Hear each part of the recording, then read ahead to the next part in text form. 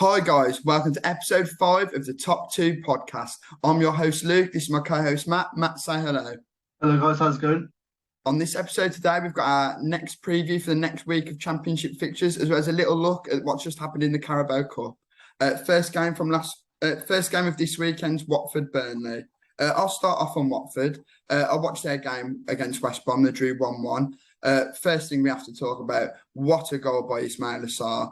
Lovely turn on the halfway line and dink over Button. For me, I saw a few West Brom fans criticising David Button. For me, there's no blame there whatsoever. In modern football, the modern keeper does stand outside the area, ready to intercept or sweep up. And if that's how Steve Bruce has asked David Button to play, for me, there's no fault there. It is just a sublime finish. I do question the West Brom midfielders, Livermore and Malumbi, giving it away beforehand. But once the ball drops to Sarr, no one's at fault for me. For me, though, they were dominated all game, and Watford fans, you can come for me, but I think West Brom battered them for the full 90 until the last 10 where they sort of fell off. For me, what let Watford down was that midfield of Kayambe and Cleverley. For me, they couldn't retain the ball, they couldn't win the ball back. West Brom were just playing through them all the while. West Brom's midfield were overrunning them. Livermore, Malumbi, Swift were absolutely swarming them, so they didn't have much time on the ball. And they couldn't get their front three into the game. I thought Dennis was starved all game. I thought Sarr had an awful game other than the goal. Obviously, he missed the penalty later on. And really, he just spent most of his time on the ground. He didn't get the ball much. He didn't get to run at people. Other than where he got in behind, where he won the penalty and then he stepped up and missed it, I felt it didn't affect the game at all. I thought they were very lucky to get a point. I think Rob Edwards thought that too in his post-match interview, where he paid credit to West Brom, said that his side were very lucky. I don't think you'll see Watford get outplayed like that again this season. They're a very good side. One thing I do like that they've just done is they've just signed Hamza Chowdhury, who I think will strengthen up their midfield. I did say on the preview to the season episode that I was worried about whether Cleverley can last a full season, whether he's got the quality for a top six side. It appears to me now Chowdhury will step in, either to play with him or play with Kayambe. And for me, that'll give Watford the legs in midfield now to challenge these teams that are better in the ball, the likes of West Brom, the likes of Burnley, who they play this week. What are your thoughts? Yeah, and to second what you just said, Ismail Assar's goal was absolutely brilliant. And again, you can't fault the keeper for that. If instead that ball was played beyond the defence and the keeper was stood on the line like a sitting duck, he'd get absolute pelters if the goal was considered that way. So him being out on his line is what the keeper should be doing, and it just takes a sublime finish. And they really should have pressed better, but other than that, they really were not up for the races for the whole 90 minutes. And if it wasn't for their keeper, I think Watford would not have gotten a point in that game. And well, if we go on to Burnley, they conceded a very, very scrappy goal against Luton to begin with. I thought the way that they cleared the lines and they let it come back at them, and they just couldn't get it out the box. They couldn't get it past that halfway line, and it ended up being a good finish by Potts in the end. But they grew into the game, they controlled the game, and it was an excellent finish from Brownhill to level it for them. But really, this is the type of game that they should be looking to win if they're wanting to be within that top six area. What do you think? Yeah, I think we're seeing a pattern with Burnley of them controlling games but not really putting teams away. Obviously, we saw them beat Huddersfield 1-0 in the opening day. Again, they dominated the ball. Again, for me, Ashley Barnes, both games, has had a few chances. I know he got another assist again, and I do think he links the play brilliantly, but I do question him as a goal scorer. I think his lack of a contribution last season contributed to them going down, and I also think that this season it's the same again. He got them behind, had a few shots, a few chances. Again, they had 71% possession this game, but they didn't really create too many clear-cut chances, just like with Huddersfield, and they definitely didn't take many. One real positive for Burnley, though, is I thought the introduction of Benson at half-time, their new signing, the right winger, he added a lot of drive, a lot of skill, really tricky winger, very direct, made more things happen. I think he should be starting next game. I think he caused Luton all sorts of problems. And again, other than the scrappy goal there, they look really sound defensively. So for me, for Burnley, it's just work on not overplaying sometimes, maybe playing that killer pass more rather than playing it safe too much, and also just shooting more. I think Burnley, they had about 10, 12 shots this game, only one or two on target. don't be afraid to shoot more. They're getting into the positions because the style of play that company's playing with the passing and moving, but they're not really either playing that killer ball or taking a shot. You see with Brownhill, he's took a shot in a position where you don't score that often. Is paid off for him. So I think Burnley just need to be a little bit more clinical. Get Rodriguez back fit because I think he'll score goals. Bed Twine in, bed Benson in. I think that'll be okay. Maybe sign another striker. But yeah, I think Burnley are looking good still, but they just need to find that cutting edge. For this game, though, I've gone for a 1-1 draw. I've actually gone for a 2-1 win because I fancy Burnley to dominate this game like West Brom did against Watford, because I can see their midfield being overrun again. So I've gone 2-1 Burnley. Okay, then we'll move on to the second game, which is Cardiff Birmingham. I'll start with Birmingham. Got the first win of the season last weekend against Huddersfield, a nice little 2-1 win. And then they've unfortunately gone out in the Carabao Cup on penalties to Norwich, playing their second string, but they're putting a good performance to I still think the fans will take heart with that. Obviously, the 2-1 win against Huddersfield's massive. I think the one thing that you can say about Birmingham is that they're really pulling together for John Eustace. There's a lot of heart and commitment there, which I think Lebo you lost towards the end, really. I think he sort of lost that fight in the team. They sort of lost faith in him and his ideas. I think John Eustace done a really good job of bedding youngsters in. One that I've been really impressed with is Jordan James in midfield. I didn't know too much about him before this season, but I really like him, really technical, young, energetic. And I feel like he's been given faith with his manager to play with Woods and Bakuna, who are experienced in this division, and a good, solid midfield three that are keeping Birmingham competitive in all the games. Obviously, Scott Hogan scored again. I mentioned him on the first podcast that we did, how his 10 to 15 goals are crucial if Birmingham are to stay up or even getting towards the mid-table. I think it's looking really good so far for Birmingham. Obviously, the off-field issues are still there, which will always be a concern. But once that takeover is done, I feel like they really could start to go on the up with John Eustace. What are your thoughts? Yeah, and I think Birmingham played it the sort of way that we always expect Birmingham to play. They played with a bit of grit. They made things hard for teams, and that's the way that Birmingham have been the last couple of seasons. And I think they grinded out a really good result against Huddersfield. And if I just quickly move on to Cardiff, Cardiff is also a side that we also know like to grind out results, but they didn't quite end up doing that away at Reading. They got their goal ahead, which was a brilliant header from Adauda, but then they conceded two really sloppy the first goal was a sloppy penalty to concede, but the second goal was an absolute brilliant goal from Ince. You can't take nothing away from Ince there, but they did stand off him and then they gave him that room to shoot. But Cardiff didn't show that grit that we know Cardiff like to show in games, and when they played Norwich the weekend before, they showed a lot of that grit. They held out for that 1-0 win, and they deservedly, for me, got that 1-0 win in the end. But they didn't do the same against Reading. What do you think? I think what Cardiff are lacking is a striker that's proven at this level that can, when you're not playing so well, nick them a goal to get them a point or all three. And I think this is exactly the same in this case. They were competitive with Reading, but they only had 2 shots on target all game. Like, if you reel off their strikers, Keanu Tete, highly rated Spurs youngster, not proven in senior football, let alone the Championship.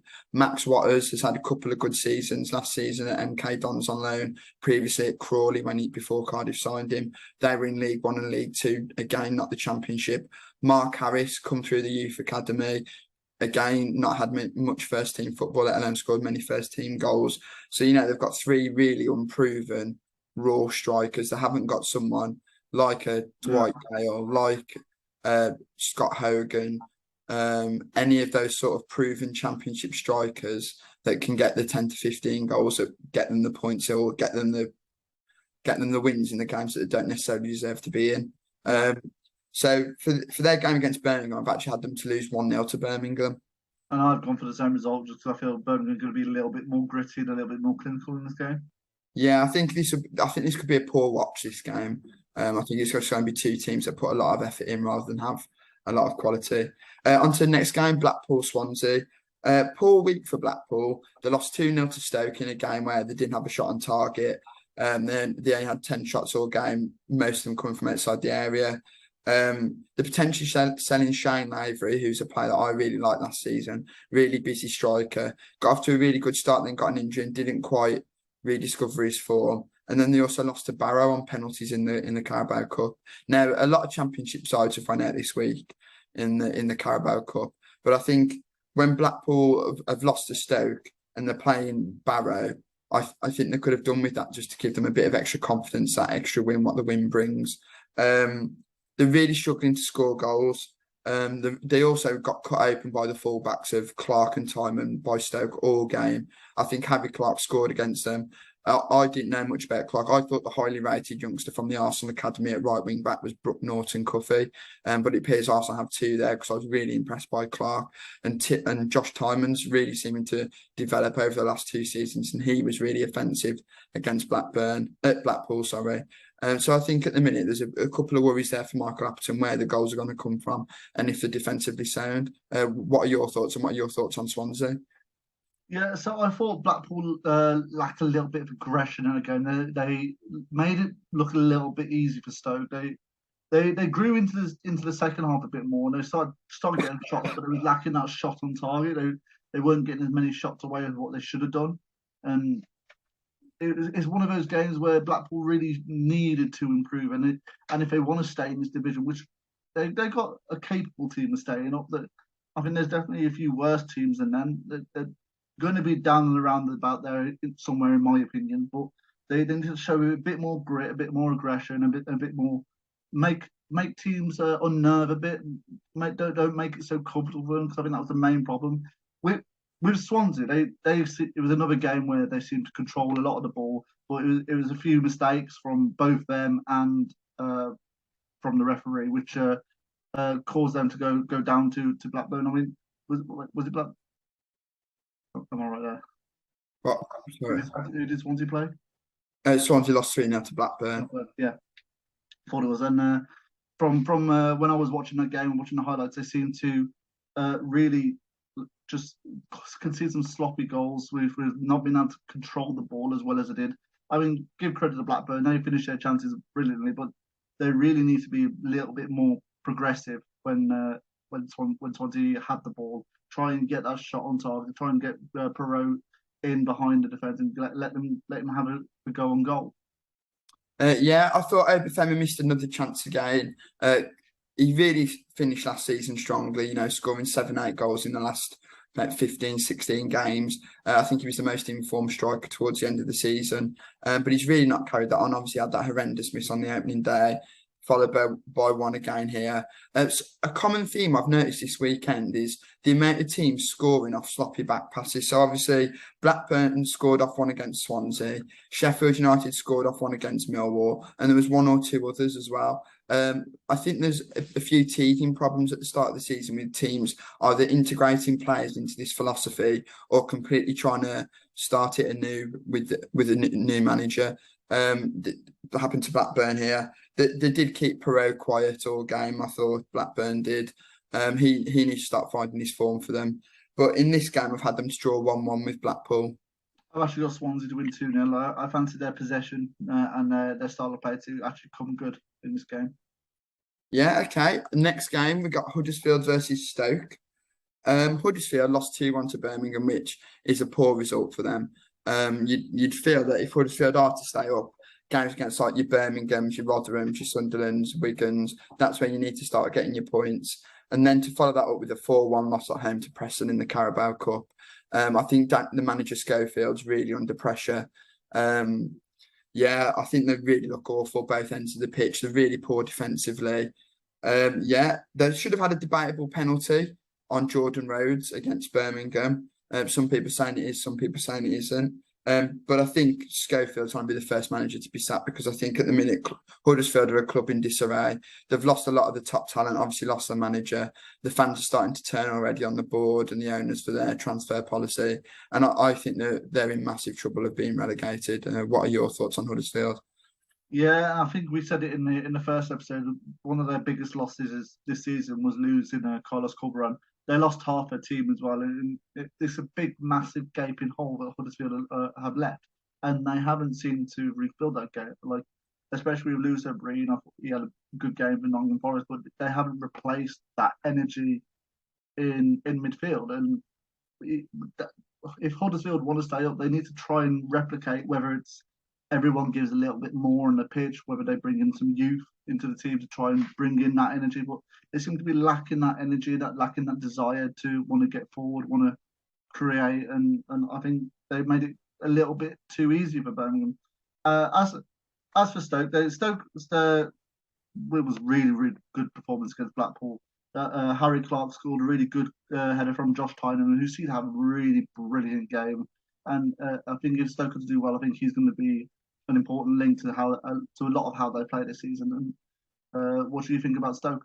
I think Stoke play very similar to Chelsea in that they rely a lot on creativity from their wing backs, especially while Nick Powell's injured. Like, I love Lewis Baker. I think as a number 8, he's one of the best in the league. I think that was a brilliant signing for them. But I think it does come from their fullbacks. And I think, as I mentioned earlier on, I think Harry Clark's been a fantastic find. He looks really good, young attacking wing back, but can also defend. And Josh Tyman seems to be getting better and better season on season.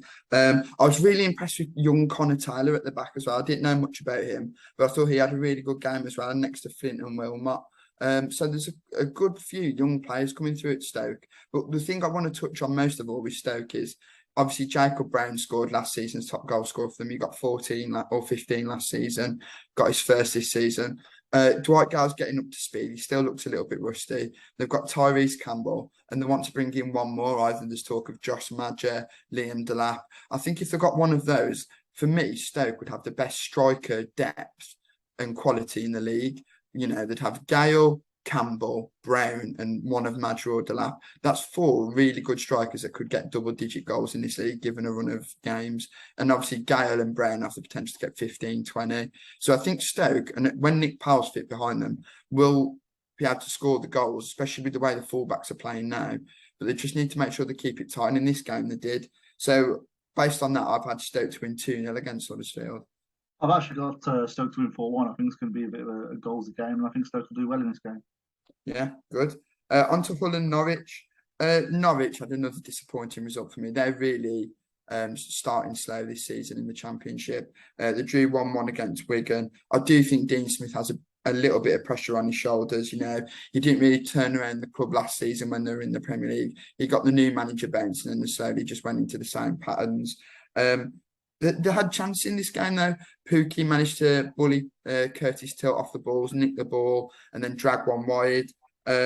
Evans made his way into the box, left-footed shot again, dragged it wide.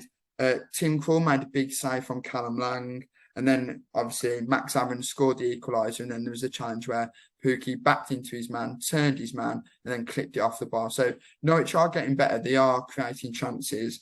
But for me, they're just lacking that clinical edge. I mentioned in the very first podcast that we did that other than Pookie, I don't see where the goals come from at Norwich. You know, obviously, they're playing Sinani now, who got a few at Huddersfield. Cantwell starting to, affect the game, but none of them are really scoring goals. Rashika as well, can add to that. Hernandez. You know, I do think Norwich either need to find a way so that their forward players are more free and can score goals, or they need to bring in players that will score them at this level. What were your thoughts on Norwich, and then what are your thoughts on Hull? Well, as you know, I watched the game that they played against Cardiff, and against Cardiff, they didn't seem very good when pressure was being put upon them. And Wigan did that for their first goal from James McLean. And they seem like they can be unsettled quite easily, Norwich. And I think that if Hull want something out of this game, they're going to have to try and do the same thing. But for me, Hull have been quite fortunate with the points that they've picked up. The result against Bristol City, that penalty was very, very fortuitous. And then the big deflection for Seri. And then in the last game against Preston absolutely dominated them. I think they had 20 shots or something. Yeah, they did 20 shots, 6 on target to Hull's 6 shots, 1 on target. And for me, that I think Hull have sort of been found out a little bit, and I think that they could struggle a lot in this league this season. And for me, I've got them to lose to Norwich, and I think Norwich are going to start finding their way game by game. They'll start getting better and better. And what do you think? Again, going back to my earlier point about teams being caught on a sloppy back pass or playing it round the back, Gibson got caught this game, obviously by Will Keane, who then fed it into James McLean. So that's like 4 teams now that it's happened to. Hull were really lucky this game, I felt. I thought Matt Ingram made some good saves off Jakobsen, Parrott, Johnson. I think he's been really good, really positive for them in the first couple of games. I'm a massive fan of Nathan Baxter, who they signed. He was mainly their number 1 last season. But the way Ingram's played the first couple of games, I feel like he deserves his place, and Baxter will have to wait for his chance. Obviously, they lost 2-1 to Bradford as well in the League Cup. I think their manager will be under a bit of pressure soon. They've brought in a lot of new players. I think the new owners bring in a new wave of expectancy amongst Hull fans. You know, they're not, now that they don't have the Alams, the former owner, who was an awful owner for the club. I feel like they do have a bit of hope, and with hope brings expectant results. And I feel they have been fortunate how they've started off. They've still managed to get 4 points from the opening 2 games, so I do feel that there's not too much pressure on the manager. But when you analyse the performances, I don't think they've been very good.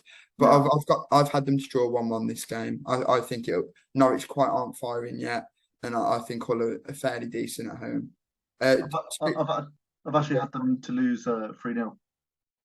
Interesting. Next game we'll go for Luton Preston. Preston were obviously Hull's opponents. We mentioned them at the weekend. 20 shots, 6 on target. That's 2 games in a row now where Preston have had lots of chances and failed to win the game. I've mentioned their need for a striker and some help on the wings for Reece Jakobsen. Obviously, Troy Parrott scored in the week, which is a big positive in their 4-1 win over Huddersfield. But yeah, 2nd draw in a row. They have a poor conversion rate. That's all it is. Sort of similar to teams of previous years. Your Boroughs, West Brom under Ismail. I just feel like they have a poor conversion rate. They just need to find someone to put the ball in the net, whether that be Jakobsen or someone they bring in. I've been really impressed with them defensively, though. I have. They restricted Hull to 6 shots, 1 on target. Nothing of any note, really. I'm really impressed with Andrew Hughes. I am at the back. For Preston, left-footed. He seems to have taken the place of what Ben Davies was a few seasons ago. And I didn't know much about him until sort of last season and the start of this one. I think he's a really solid centre-back for them. And I think they need to build on that defensive solidity with some fresh attacking players. I still think Callum Robinson from West Brom would be a good signing for them. Then maybe one on the other side. And then I think they'll have the supply for Parrott, for Jakobsen to get the goals that will drag them up the table. Because if you look at Preston's side, it's actually not a bad side. I really like Freddie Woodman in goal. Their midfield's really good. Ali McCann scored 2 in the cup as well. I think he's a really underrated player. Brown, Whiteman, Ledson, Johnson, really solid midfield. Jakobsen, brilliant striker. Troy Parrott's got loads of potential. So I just feel like they need 1 or 2 more in that attacking third of the pitch just to help them score the goals. I like Ryan Lowe as a manager, but I just feel like they need to start getting the goals. That's all I can say about them. What are your thoughts? As I just briefly mentioned in the last game, Preston had a really, really good game against Hull. They dominated. They probably should have won with the amount of chances that they created, and they are, as you said, they are lacking that goal scorer. As for Luton, I thought Luton played very well against Burnley in the first half, but they let Burnley control the possession, but they actually matched Burnley for the shots, and I believe they actually had 1 more shot on target than Burnley, and I think they played pretty well in that game. In the second half, really on the balance of play, the type of chances Burnley had, maybe they were a little bit fortunate to have a point if Burnley were a little bit more clinical, which has been the story of what we've been saying the past couple of episodes, really. So a lot of teams in this division are struggling to find players who are clinical enough to score, to actually get their teams the result that they're after. So what do you think of Luton? I think Luton, just for me, the new signings haven't bedded in yet. They're struggling to score, which was something that I actually thought Luton wouldn't struggle with. Obviously, they've got Adebayo not scored yet. Cornick, Woodrow, Morris, Luke Freeman behind, Alan Campbell, who's a midfielder I really like. Obviously, the fullbacks, Bell and Bree, help chance create when they get forward. They both cross the ball well. So for me, it's just about gelling. I feel like they had to play defensive against Burnley. Burnley are really good in possession. So they sort of they couldn't get the ball off them basically. So they had to dig in, show some grit, and they couldn't really let those attacking players flourish this game. I do think as the season progresses, they'll improve. Obviously, the manager Nathan Jones, he got them into I think they got the playoffs last season, didn't they? Lost to Forest. Yeah, so I think they'll be there or thereabouts. But I've had them to draw this game 0-0. I've actually got them to win this game 3-0. I think their forwards will soon start scoring and start getting them the results that they're after. Yeah. Okay, on to Millwall Coventry. I'm going to start on Coventry. I think it's absolutely shambolic that they didn't have their pitch ready for their opening home game of the season. Absolutely. I'll happily say that I'm wrong if there's been like a pipe burst or something, an act of God or something that's caused that not to happen. But for me, to not have had a pitch ready over pre-season, I know sometimes they use it for the rugby, which has probably caused it to deteriorate. But other pitches are multi-purpose as well, and they had their games. I think for a championship club in the stadium, the quality of the Rico, not to have their pitch ready on the opening day when the weather's not been too adverse. We've not had torrential rain, we've not had a blistering heat wave. I think it's absolutely unforgivable that they didn't have their opening day fixture against Rotherham. It's just going to cause later fixture congestion as well in what's already a congested season because of the World Cup. Obviously, they lost at home. At home, they played at Pirelli in Burton 4-1 to Bristol City in the Cup. And, well, there's not much more we can say because they didn't have a fixture. What are your thoughts on the Coventry pitch situation and the Millwall team? So I sort of disagree because I read up a little bit about it, and from what they were saying, I had no control over the pitch at the time because it was being used for the Commonwealth, so it was being used for the Rugby Sevens, and then it was being used for the rest of it only a couple of days before the game actually happened. So I think due to that reasons that's why they struggled to get a pitch out because they weren't even allowed in to assess it and they were promised that it was going to be back to. Okay, fair enough. I didn't know that. I'll happily be corrected. That's if that's out of their hands. But for me, they knew that the Rico was hosting the Commonwealth. Yeah, they should have at least done some contingency planning to mitigate the effect it either had on the pitch or what was going to happen to this fixture. I just feel like the fans have been robbed of an opening day home game. Well, not an opening day, but the first home game of the season. That's where I come from. Well, I think as a whole for the Millwall game, they overall really did defend quite poorly, and for a Millwall side that for years and years in the Championship, that we've known them to be able to defend well, and in this game they weren't able to. That they were a bit unlucky with the first goal. I think that they were fouled in the build up when the flick on, but then that's no excuse for what happened with the second goal, and it was a really terrible back pass. It was going to absolute nowhere, and Sheffield United did well to really to converge on that, and really should have been 3-0 down when they conceded the penalty. It was a game really of terrible defending from Millwall, and I expect them to defend a lot better in this next game. Yeah, it was last week's hero, Charlie Cresswell. Last week scored 2 goals, could have had a hat-trick, defended really well, man of the match. Now he's giving a sloppy back pass to John Flecky, then nutmegs him for a lovely through ball to Sander Berge, who ran the keeper. Something I want to touch on is Bartosz Białkowski saved a penalty again. He's got a really good penalty record, Białkowski. I think, and this is a maybe a bit controversial take. I think if you looked at the Championship the last 5 years, I think he's been the most consistently good goalkeeper for me. Maybe even a little bit longer. I think every season he's really solid for Millwall. He's getting later on in his career. Really good at penalty saving, really good command in his area, really good at marshalling defence. I can't think of a goalkeeper that's been consistently as good in the Championship. There might have been ones that have had David Raya, for example, had a really good season the year Brentford got promoted, but has also had a couple of not below par, but not as stellar ones at Blackburn. Yeah. So, Sam Johnston at West Brom wasn't really that good last year in comparison to his Premier League year. There's not that many that stand out, really. And I think Białkowski's a massive player for Millwall. In this game, I've gone for Millwall's favourite score, which is a 1-1 draw. What are your thoughts? Well, just talking about Białkowski, he's, as I know, very, very popular amongst the Millwall fans. And he's really, really much loved down there. And when they had him on loan from Ipswich, and then a lot of the Millwall fans really, really wanted him to be signed. And he is a credit to the Championship. He's a really, really good, consistent goalkeeper, and I fully agree with you. And for me, I've got Millwall to keep a clean sheet and win 1-0 in this game. Nice. On to the other team affected by Coventry's pitch disaster, Rotherham. Obviously, not much to speak on them. They had no game this week. They won 2-1 at Port Vale there in the Cup, which I think would be good for their confidence. So they're still unbeaten into the season. They drew 1-1 in the opening game against Swansea, build on that with some confidence against Port Vale. And I think this is a key game for Rotherham. I expect Rotherham and Reading to be in the bottom 4 or 5 teams this season. Which one stays up, whether they both go down, well, maybe they both stay up. We'll see later on in the season. But I think this is already, for me, a big game. What are your thoughts on Reading?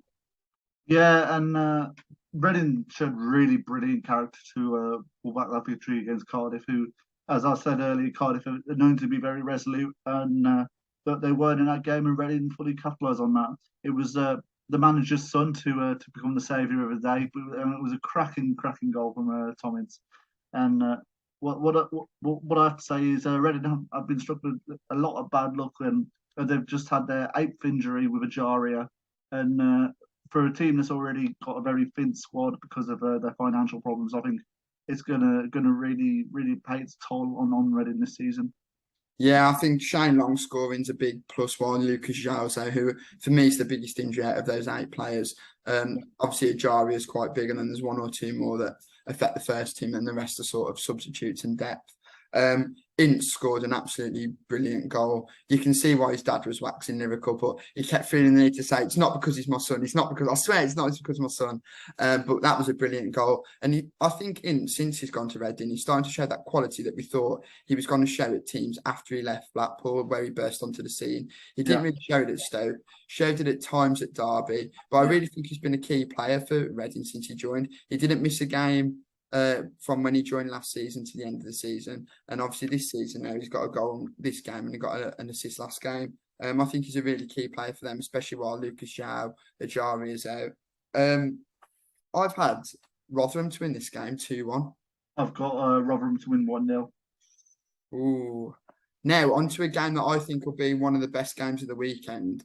Sunderland QPR. QPR won 3-2 last time out. Chris Willock scored. There's been some sublime goals. Ince, Brownhill, Sarr, Willock. For me, Sarr and Willock were the best 2. The technical ability on Willock's strike and everything leading up to it was exceptional.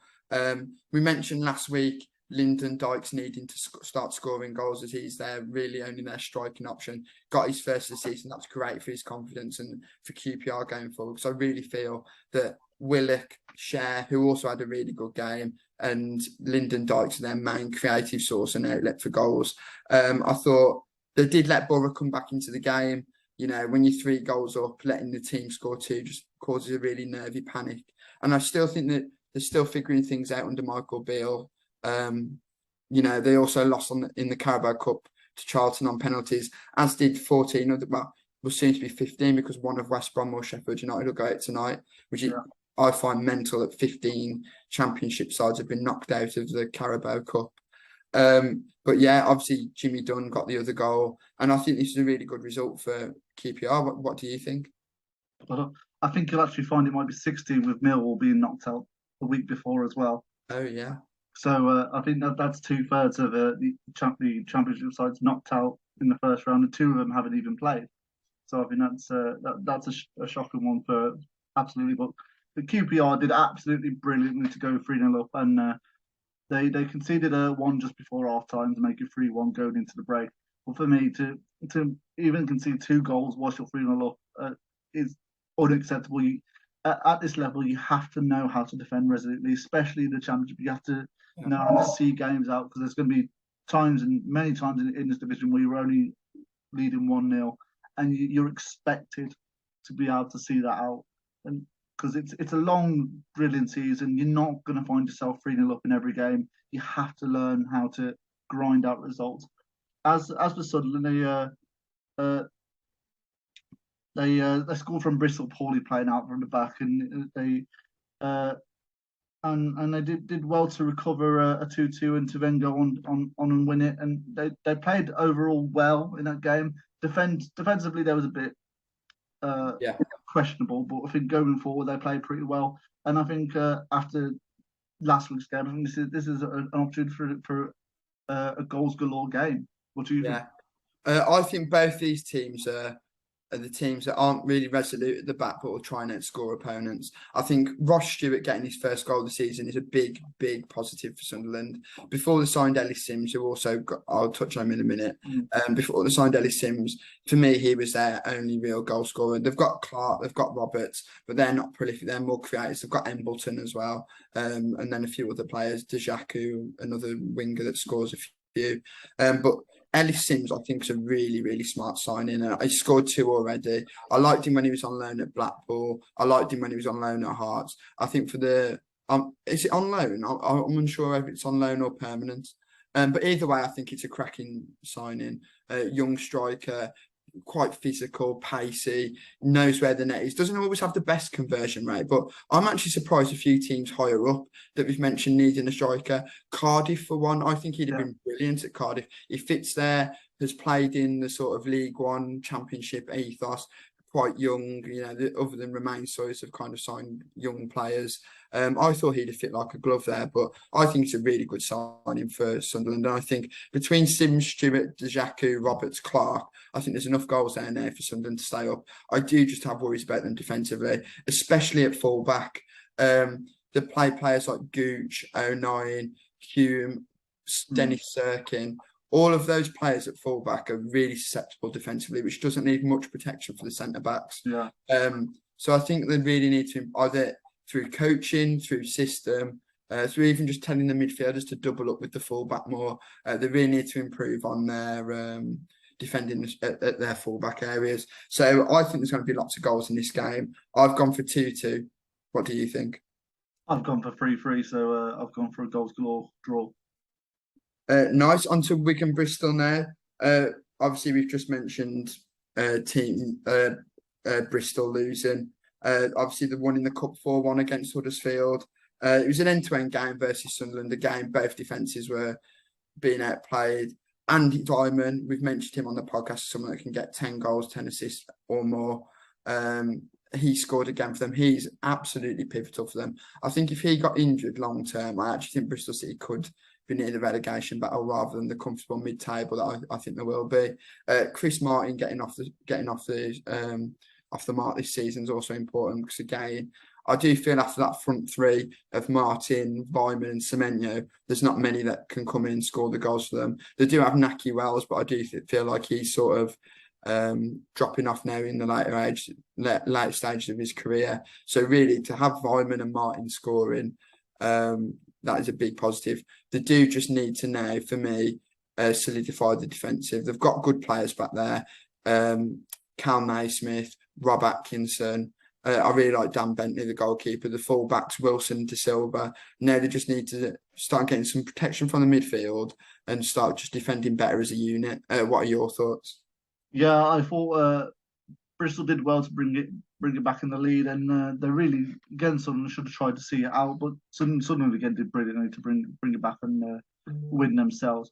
But Bristol just simply have to be better defensively against Hull City in the first game of the season. They didn't really get out. They didn't block that deflective shot.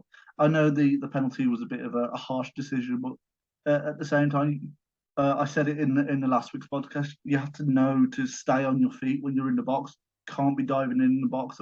It was never a penalty, but you can't give the referee that decision to make. Yeah. It does surprise me that they're not defensively resolute with Nigel Pearson as manager playing the 3 at the back formation as well. It really does surprise. I do think it comes from the midfield. They're the lack of protection from the midfield. Do you want to share your thoughts on Wigan? Yeah, and I was just about to get onto them and about how it was such a well-worked goal for McLean. It was a brilliant pass into him, but they really capitalised on a very poor Norwich mistake. And but after the goal, they were a little bit poor. They didn't really get out. Norwich mostly dominated that game, and as we said, they couldn't find that winning goal, and they should have conceded, I think, a couple more in that game against Norwich, the way that they defended. But they got the point, and they'll take that point and they'll run away with it. And for me, in this game, I think Bristol will, however, win 2-0. Yeah, I've gone 2-1 Bristol. On to, for me, the biggest game of this weekend, Middlesbrough versus Sheffield United. Chris Wilder's return to Bram. Well, return to playing Sheffield United. Sorry, it's not at Bramall Lane this time. Sheffield United obviously won 2-0 against Millwall last time out. The first goal off Illiman and Jai. Obviously, you've mentioned the foul by Brewster on Cooper in the build-up. Fantastic kick-off, where's Foderingham. We mentioned that Illiman and Jai needed to add more goals to his game now that Gibbs White has gone. For me, this was a great finish across the keeper.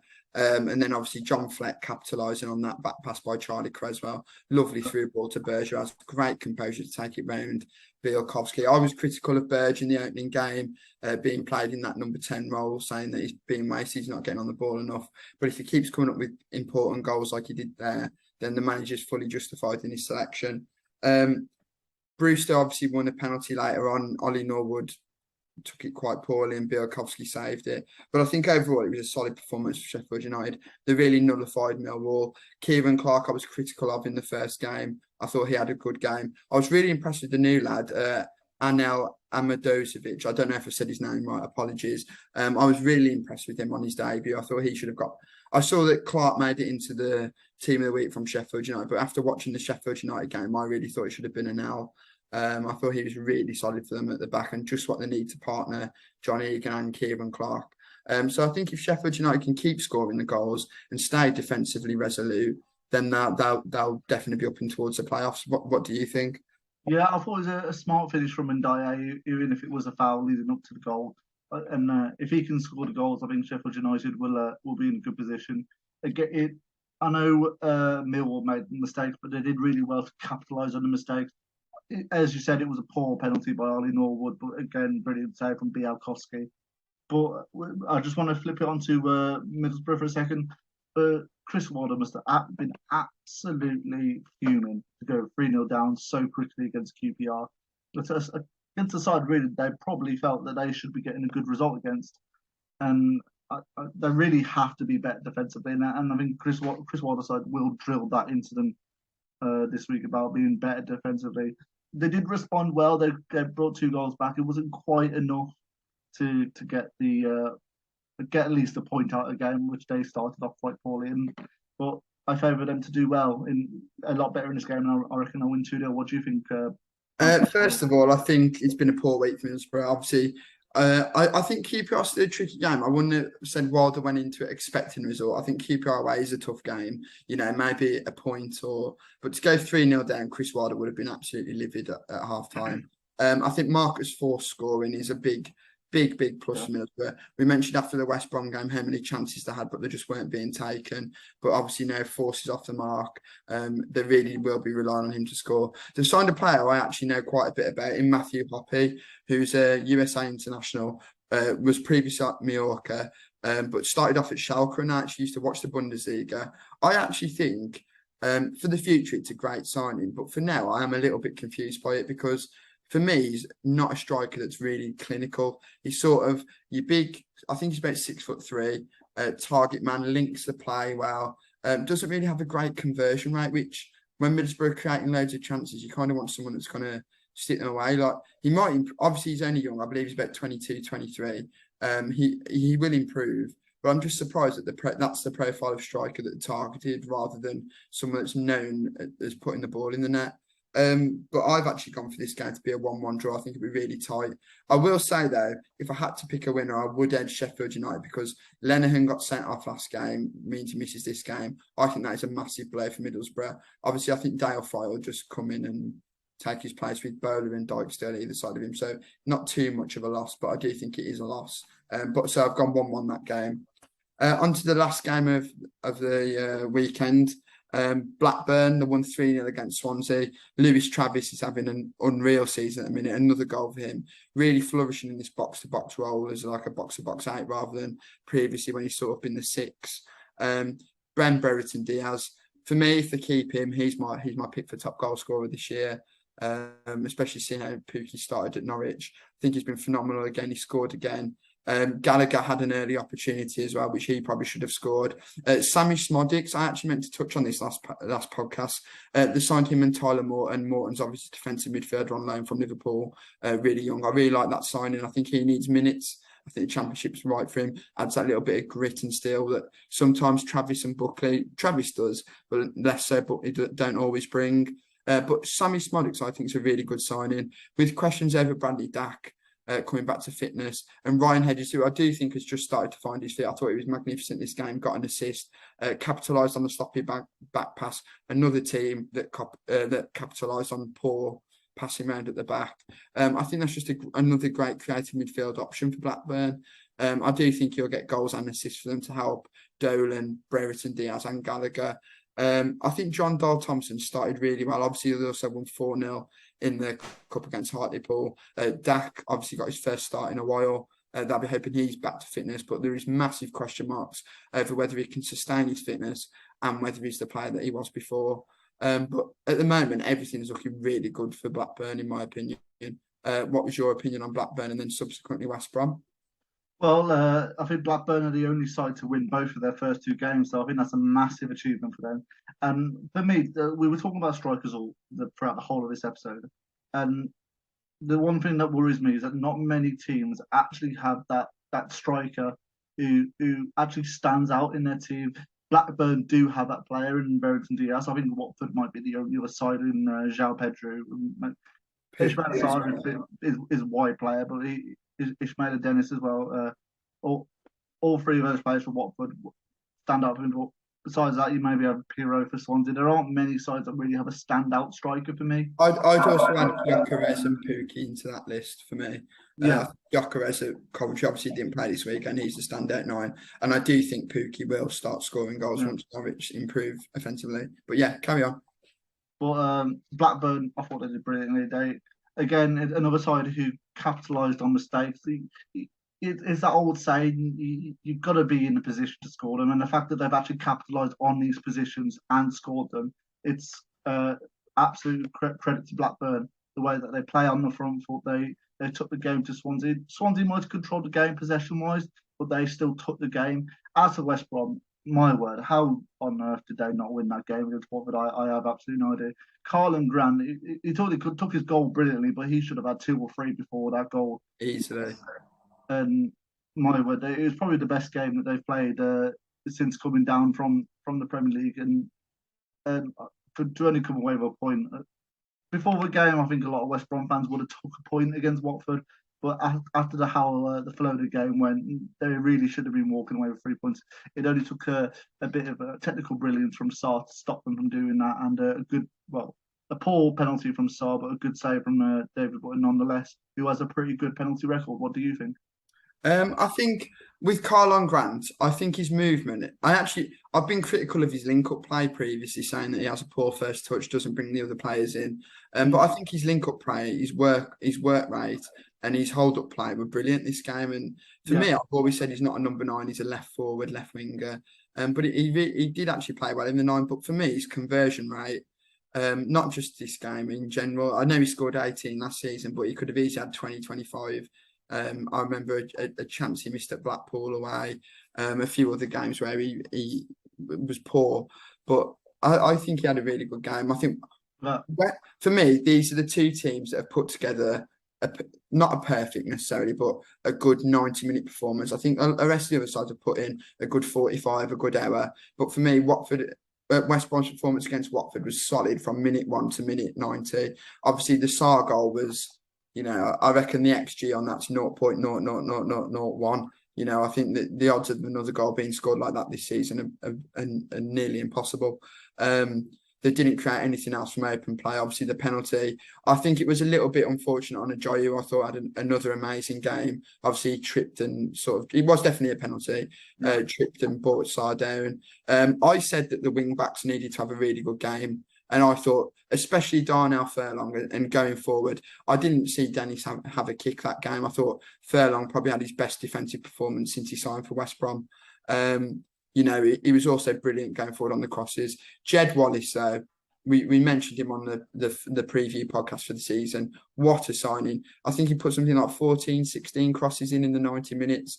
And I think West Brom are another side who now, unfortunately, Daryl DK is injured for 2-3 months, need to go out and get that goal scorer, number 9. I saw them linked with Lewis Grabban, saw them linked with Keenan Davis, Adam Armstrong. For me, if they get any 2 of those, I think they'll be them 2 and DK as a rotating 3 option. I think that'd be really good for West Brom. And if they can play like that against Blackburn or most teams, I think they'll soon be in the playoffs. I think it was a really good team performance, West Brom. I fully agree. And I've actually got West Brom to win this game 2-1, provided that they play this to the same standard as they did against Watford. Yeah, I've gone 1-1 in this game. I think both teams are playing really well. I think West Brom's lack of clinical finishing will still haunt them this game. I think Blackburn are a good side as well. So, yeah, I've gone 1-1 on that. That's it then for this week. Thank you guys for listening, and we'll see you on our next show. Thank you. Peace out. Thank you very much.